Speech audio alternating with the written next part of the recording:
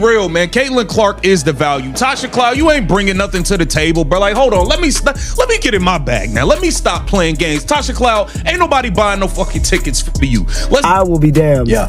Because I've played in this league since 2015. I'm going into year 11. And from the time that I came into this league until now, we have fucking blown the roof off the bitch. We have blown it. We have blown it off the bitch. Stop everything you're doing right now and pay attention, because we've just witnessed one of the most delusional rants in the history of professional sports. Proves, beyond any doubt, that veteran WNBA players have completely lost touch with reality. For months, we've said Caitlin Clark is the sole reason this league matters. She is the golden goose, the economic engine, and the savior of women's basketball. Yet veterans like Natasha Cloud refuse to see it. Instead, they hop on social media, sit in their cars, and scream at their phones about how they supposedly built the league and blew the roof off. Today, we're exposing those claims with cold, hard data because numbers don't lie even if the players do. Welcome back to the channel where we don't follow narratives. We tear them down brick by brick. Today, we're breaking down Natasha Cloud's unhinged CBA rant and proving why Caitlin Clark carries this entire league. Let's start with the video itself. It's truly hard to watch. Natasha Cloud, a veteran and league leader, sits in her car yelling into her phone like a conspiracy theorist. She says, "I will be damned because from the time that I came into this league until now, we have blown the roof off." Pause right there and check the facts. Cloud entered the league in 2015. From 2015 to 2023, the WNBA had 0 games with over 1 million viewers. Not one in her entire career before Caitlin Clark arrived. The league was stagnant, ratings flat, attendance declining. The host pulls up the numbers, and they're shocking. From 2004 to 2018, the league lost nearly 2,000 fans per game on average. While Cloud claims they were blowing the roof off, the fans were leaving. The host then outlines every year of Cloud's career before 2024, showing that nobody was watching. Stars like Brianna Stewart, Aya Wilson, Kelsey Plum, and Chelsea Gray played in nearly empty arenas and tiny TV audiences. Yet they take credit for the explosion that came later. When Caitlin Clark finally put on a jersey, it was like a rooster claiming the sunrise. Being present doesn't mean you caused it. Caitlin Clark built the league's momentum. Natasha Cloud was just... Bro, they are doing like 30,000 views on Paige Becker's games, and she's the biggest star in the league. They're so desperate they had to bring back Angel Reese. What are you talking about? That league is flopping. Nobody is covering Unrivaled. ESPN, Fox, no major. Go to 2015 when you were in this league. You got no games with 1 million viewers in 2015 and 2016 and 2017 and 2018 and 2019 and 2020 and 2021 and 2022 and 2023. No million viewed games your whole entire existence in the WNBA. Not only your entire existence, Fee's entire existence. Let's cut straight to the truth about equity because this is where entitlement really shows. Natasha Cloud talks about wanting her share of the pie. She says she's done taking the short end of the stick. But here's the reality check. The WNBA has lost money every single year of its existence. Estimates show the NBA has subsidized the league with hundreds of millions over the last 30 years.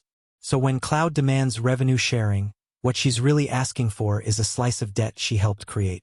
The league didn't turn a profit until 2024. And why did it become profitable in 2024? Because of one person. Caitlin Clark drove ticket sales. Caitlin Clark boosted merchandise. Caitlin Clark lifted TV ratings by 400%. So if anyone deserves a bigger piece, it's Caitlin Clark, not the veterans who oversaw the league's decline for a decade. The host doesn't mince words. He says, "Seek help, Natasha." Harsh, yes, but it reflects fan frustration. We're watching players sabotage their own future with arrogance. They're biting the hand that feeds them.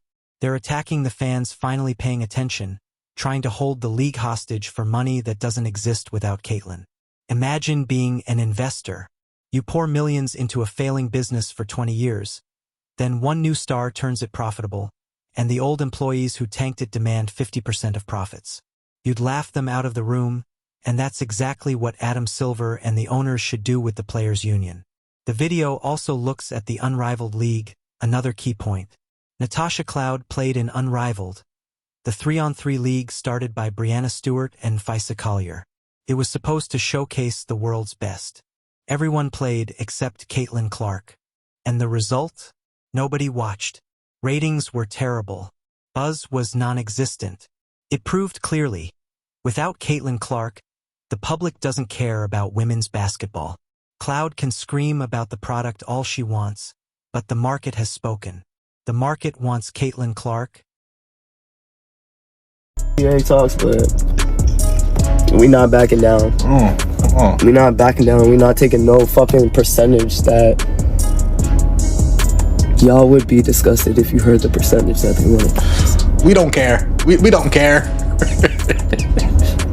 Let's get real about the toxic fan narrative that some players love to push. They say the new fans are racist. They say they are toxic. They say they don't understand the game, yet those are the fans paying their salaries.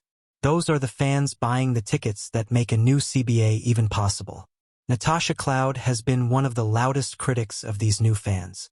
She has alienated the very people putting money in her pocket. It's a level of self-sabotage that's almost impossible to grasp. Instead of welcoming new eyes and turning them into lifelong supporters, she pushes them away with political rants and hostility. And then she wonders why the league struggled for so long before Caitlin arrived. The graph at the end of the video tells the truth. Attendance steadily dropped from the early 2000s through 2018. The league was bleeding. It was on life support. Teams were rumored to fold. The NBA was at risk. Then in 2024, the line rockets straight up. That vertical spike has a name: Caitlin Clark. To claim otherwise, to pretend it was a group effort, is a lie. Natasha Cloud knows it. Deep down, she knows it, which is why she's furious. She sees her legacy overshadowed by a rookie and can't handle it. The timing of this rant matters too. CBA talks are stalled. The season's at risk. Adam Silver is calling for urgency. Instead of practical proposals, players make demands that could bankrupt the league. They want a 50-50 revenue split. They want a massive salary cap jump. They want it all immediately, ignoring basic economics. You can't share money that isn't there. Owners look at the numbers and think, give this, we go broke, especially if veterans push Caitlin Clark out or risk her with aggressive play. The WNBA's financial future depends on Caitlin Clark's health and happiness, yet the veterans Off a cliff happens. From 2005, all the way down here to 2018, it loses nearly 2,000 average attendance members. 2,000 average attendance members. Then Caitlin Clark comes back, and it jumps from 6,600 all the way back up to 9,807 to where we are now at 10,000 average attendance. Nobody has been honest enough to say it, and that's the tragedy of the WNBA right now. Caitlin Clark changed the league, and everyone refuses to give credit where it's due. There's a silent conspiracy among the players. A. Wilson won't say it. Breanna Stewart won't say it. Natasha Cloud certainly won't say it. They talk around it. They mention growth. They mention the moment. But they won't say her name. It's petty. It's jealous. And it's holding the league back. Imagine if Michael Jordan entered the NBA and Magic Johnson and Larry Bird refused to acknowledge him. Imagine if they said, the league grows because of all of us. No, they knew a rising tide lifts all boats. But WNBA players would rather poke holes in the boat than admit Caitlin is the captain. Look at the comments section. Fans aren't buying it either. One comment calls the rant breathtakingly. The language is sharp, but the sentiment is shared by millions. People are tired of the gaslighting. Tired of being told what they see isn't true. They see empty seats at non-fever games. They see low ratings when Caitlin isn't playing. Then they hear Natasha Cloud scream about blowing the roof off. Creates a disconnect, a resentment. Fans feel lied to by the people they support. What if the CBA fails? What if there's a lockout? Cloud says, "We are not backing down. But if they don't back down, they could be unemployed. The WNBA isn't the NFL. It's not too big to fail. Cancel the season and casual fans move on. Momentum dies. The league could collapse. The one who loses most is Caitlin Clark. She loses a year of her prime. But veterans seem willing to burn the house down to prove a point. They'd rather rule over ashes than serve in Caitlin's kingdom. The NBA comparison is flawed. NBA players get 50% of a multi-billion-dollar machine they generate. WNBA players want 50% of a league that has lost money historically. They want reward without risk. They want the NBA to keep paying while they insult the commissioner and fans. The entitlement is staggering. Adam Silver's patience is thin. He's been the league's biggest ally for decades. And this is the thanks he gets: public tantrums and unrealistic demands. So where do we go from here? The league is at a crossroads. One path: prosperity with Caitlin Clark as the face, new TV deals, charter flights, higher salaries for all. The other path: ruin, lockout, alienated fans, business collapse. Cloud and the union sprint toward ruin, dragging everyone else. Unless cooler heads prevail. Someone in the locker room must say, "We should be grateful for what Caitlin created. We're heading for disaster." Consider Natasha Cloud's psychology. She's grounded out for 11 years, played overseas for money, endured lack of respect for women's basketball. Now respect and money are here, but not for her. The rookie has it, and it stings.